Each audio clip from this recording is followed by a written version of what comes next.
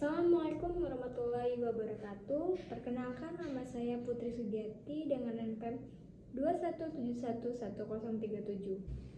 Di video ini saya akan menjelaskan perkembangan media massa di Indonesia. Sebelum ke perkembangan media massa, saya akan memberitahu pengertian media massa itu sendiri. Media massa merupakan sarana dalam penyampaian pesan-pesan atau alat komunikasi untuk menyampaikan berita kepada masyarakat luas. Perkembangan media massa dari kejayaan media cetak di tahun 1998 sampai 2007, tetapi 2 tahun setelahnya media cetak bertumbang, alasannya karena ada krisis moneter kedua yang menyebabkan media cetak itu mahal. Pada tahun 2009 sampai 2015, media digital muncul banyak website berita bermunculan menawarkan berita utama, lalu media digital semakin berkembang dengan adanya media sosial seperti Twitter, Facebook, Instagram, dan lain-lainnya. Lalu contoh di media cetak diantaranya seperti koran, majalah, dan tabloid. Perkembangan media di Indonesia saat ini sudah semakin maju. Dunia cetak perlahan-lahan mulai beralih ke dunia digital dan elektronik. Contoh dari media elektronik diantaranya itu radio dan TV. Semakin banyak perusahaan-perusahaan media memperlihatkan kemajuan yang sangat pesat di dunia media massa. Sayangnya perkembangan media massa saat ini di Indonesia tidak terlalu signifikan dibanding dengan pendidikan manusianya.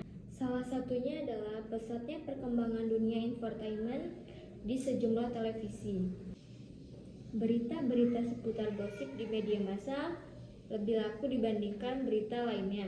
Tak hanya itu, tayangan-tayangan bombastis mulai dari isu, gosip, hingga mistik lebih banyak dihadirkan dibandingkan berita-berita yang mendidik. Sejarah media massa diawali dalam bentuk surat kabar dengan cara ditulis, kemudian dicetak.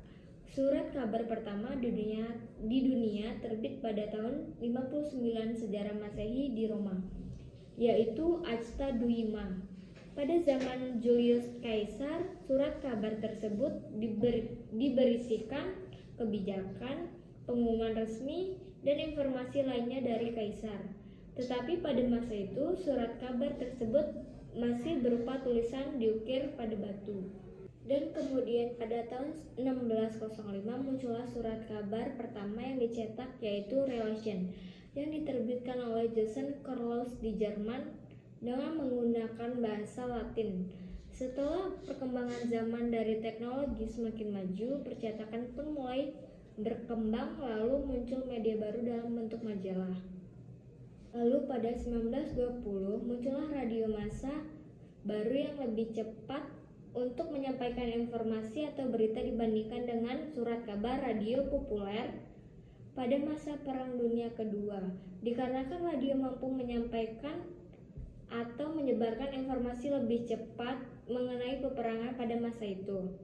Kemudian setelah Perang Dunia Kedua berakhir, popularitas radio pun mulai menurun dikarenakan munculnya televisi yang lebih bervarian dibandingkan radio.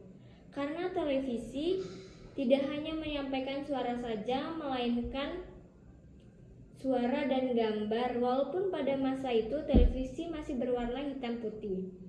Siaran televisi berwarna mulai berkembang pada tahun 1967 hingga saat ini.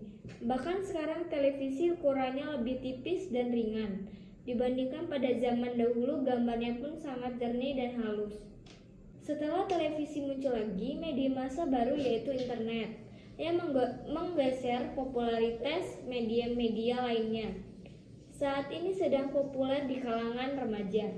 Internet memudahkan buat penggunanya untuk mengakses, menjangkau dengan lebih cepat dan luas dibanding dengan media lainnya, sehingga menarik media lainnya untuk berkembang dan maju lagi ke dalam versi online agar lebih mudah dan praktis agar tidak mudah punah, hilang atau tertinggal dengan pesatnya perkembangan zaman di teknologi ini.